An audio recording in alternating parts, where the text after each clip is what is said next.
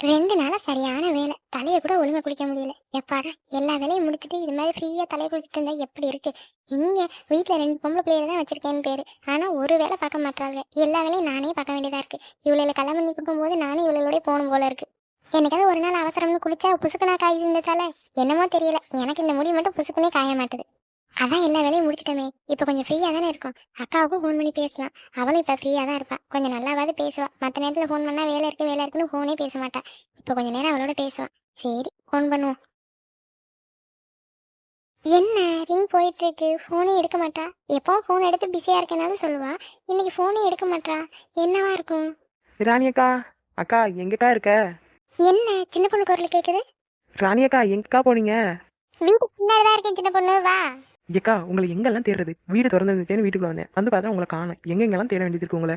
ஏக்கா உங்களை எங்கெல்லாம் தேடுறது? வீடு திறந்துருந்துச்சேன்னு வீட்டுக்குள்ள வந்தேன். வந்து பார்த்தா உங்களை காணோம். எங்கெங்கெல்லாம் தேட வேண்டியது இருக்கு உங்களை? இல்ல சின்ன பொண்ணு, வேலையெல்லாம் முடிஞ்சிருச்சு. சரி ஃப்ரீயா தானே இருப்போமேனு தலைக்கு தண்ணியை ஊத்துனேன். காயட்டுமேனு வெளியில வந்து உட்காந்துருந்தேன். நீ இந்நேரம் பார்த்தா இங்க வந்திருக்கிற. சரி விடு. என்ன புது புடவையெல்லாம் கட்டியிருக்க மாதிரி இருக்கு? எங்கேயும் வெளியில போறியா? ஆமாக்கா, எங்க சித்தி ஒருத்தவங்க பெங்களூர்ல இருந்தாங்கன்னு சொன்னேனே, அவங்க இப்போ இங்க ஊருக்கு வந்திருக்காங்களாம். அவங்க வீட்டில் தான் இருக்காங்களாம். சரி நானும் கல்யாணம் ஆனதுலேருந்து அவங்கள போய் பார்க்கவே இல்லை. ஒரு வழியா போய் பார்த்துட்டு வந்துடலாம், அப்படி திருவிழாக்கும் கூப்பிடலாம் அப்படின்னு தான் போறேன். ஓ, திருவிழாவுக்கு 4 நாள் இருக்கவே அழைப்பா? சரி சரி போய் கூப்பிட்டுட்டு வா. நானும் எங்க அக்காவுக்கு ஃபோன் போடலான்னு தான் இருக்கேன். அதான் போனும் கையுமா உட்காந்துருக்கீங்களா? யாரு லண்டன் அக்காவுக்கா? ஆமா சின்ன பொண்ணு, திருவிழாவுக்கு இன்னும் 4 நாள் தான் இருக்கு. அவளுக்கு இப்பயே ஃபோன் பண்ணி சொன்னா தானே திருவிழாவுக்கு முத நாளே வருவா. அதுவும் இல்லாம காலையிலே நேரமா ஃபோன் பண்ணாலும் அவ ஒழுங்கா பேச மாட்டா. அதான் இப்ப பண்றேன். சரி சரி பேசிட்டீங்களா? என்ன சொன்னாங்க? எப்போ வர்றாங்களாம்? இல்ல சின்ன பொண்ணு, இப்பதான் ஃபோன் போட்டேன். ரிங் அனுப்பிச்சா நான் அவ எடுக்கல. வேலையா இருப்பா போல இருக்கு. மறுபடியும் ஃபோன் போட்டு பார்க்கணும்.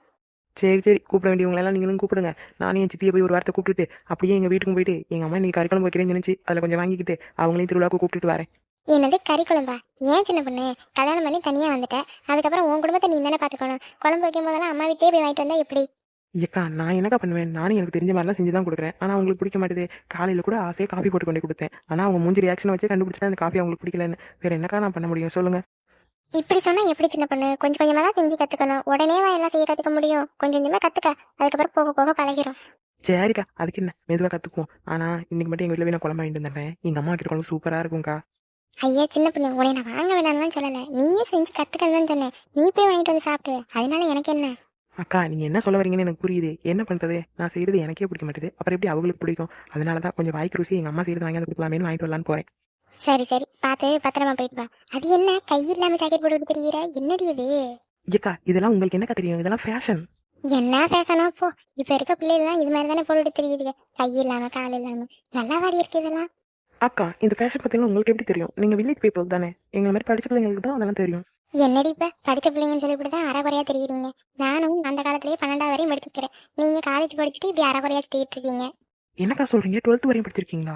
எங்க அக்கா 2 பேரையும் தான் சீக்கிரமே கல்யாணம் பண்ணி கொடுத்தாங்க பெரிய பிள்ளைங்கனால. அக்கா நீங்கள் அப்போவே 12th படிச்சிருக்கீங்க. அப்போ நீங்களும் எஜுகேட்டட் தான். என்னதான் நாங்க 12வது வரையும் படிச்சிருந்தாலும் நாகரிகமா தானே இருக்கோம். ஆனா நீங்க காலேஜ் போறோங்கிற பேர்ல அரைகுறையா சுத்திக்கிட்டு இருக்கீங்க. நல்லா வாடி இருக்கு இதெல்லாம். அக்கா நீங்கள் எங்களோட 10 வருஷம் மூப்பு. அதனால உங்களுக்கு அந்த காலகட்டத்துலேருந்து இப்படி தான் இருக்கணும்னு பழகிட்டீங்க. ஆனால் எங்களுக்கு நாங்கள் இந்த காலத்துக்கு ஏற்ற மாதிரி மாறிக்கிட்டு இருக்கோம். இப்போ எங்களோட படித்த பிள்ளைங்களுக்கும் எங்கள் காலத்தில் இருக்க பிள்ளைங்களுக்கும் இதெல்லாம் ஒன்றும் பெருசாக தெரியாது. ஆனால் உங்களுக்கு கொஞ்சம் ஒரு மாதிரி தான் தெரியும். ஆமா அதை சொல்லி சின்ன பொண்ணு. என்னதான் நாங்க 2 பேரும் 12வது வரையும் படிச்சிருந்தாலும் இன்னும் பட்டிக்காடு மாதிரி இந்த ஊருக்குள்ளேயே சுத்திட்டு இருக்கோம். ஆனா எங்க அக்கா எங்களோட கம்மியா தான் படிச்சா. ஆனா இப்ப லண்டன்ல போய் செட்டில் ஆகி இப்ப டீசெண்டா இருக்கா. அவ பொண்ணுங்களையும் ரொம்ப மாடர்னாவே வளர்த்துக்கிட்டு இருக்கா. ஏக்கா நம்ம ஊர்லேயே பிள்ளைங்கள்லாம் எவ்வளோ டீசெண்டாக மாறிக்கிட்டு இருக்குங்க, மாடர்னாக மாறிக்கிட்டு இருக்குங்க. அப்புறம் உங்கள் அக்காவும் உங்கள் அக்கா பிள்ளைங்களும் லண்டனில் இருக்காங்கன்னு சொல்கிறீங்க. அவங்க அப்படி இருக்க மாட்டாங்களா? அதுவும் சரிதான் சின்ன பொண்ணு. அக்கா இந்த கதையெல்லாம் நம்ம வீட்டில் இருக்கும்போது பேசுவோம். நான் இப்போ எங்கள் அம்மா வீட்டுக்கு போயிட்டு வந்துடுறேன். எங்கள் சித்திக்கிட்டே நான் முதலே ஃபோன் பண்ணி சீக்கிரம் வரேன்னு சொல்லியிருந்தேன். அவங்களையும் பார்க்க போகணும்ல, நான் போயிட்டு வரேன். சரி சின்ன பொண்ணு, பார்த்து பத்திரமா போயிட்டு வா. நானும் எங்க அக்காவுக்கு ஃபோன் போட்டு திருவிழாக்கு வர சொல்லி சொல்றேன். சரிக்கா போயிட்டு வரேன். பாய்.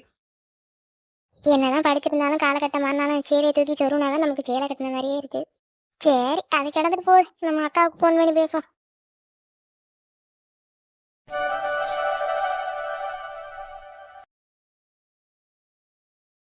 என்ன பார்வதி, எல்லா வேலையும் முடிஞ்சுதா?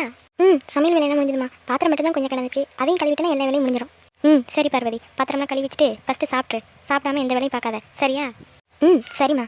ஆர்த்தி கீர்த்தி 2 பேரும் எழுந்திரிச்சிட்டாங்களா? நான் காப்பி கொடுக்க போகும்போது 2 பேரும் தூங்கிட்டு தான் இருந்தாங்க. எழுப்பி காப்பி கொடுத்தேன். கீர்த்தி பாப்பா காப்பியை குடிச்சிட்டு தூங்கிட்டாங்க. ஆர்த்தி பாப்பா எந்திரிச்சு யோகா செஞ்சுட்டு இருந்தாங்கம்மா. எப்போ பார்த்தாலும் இந்த கீர்த்திக்கு இதே வேலையாக போச்சு. எல்லாம் அவங்க அப்பா கொடுக்குற செல்லம். கொஞ்சமாவது நேரம் எந்திரிச்சு காலேஜ் கிளம்புவோம்னு இருக்காளா? அம்மா, சின்ன பிள்ளைங்க தானே, இப்போ தானே காலேஜ் படிக்கிறாங்க. கொஞ்சம் விவரம் தெரியும் போது அவங்களே மாறிப்பாங்க.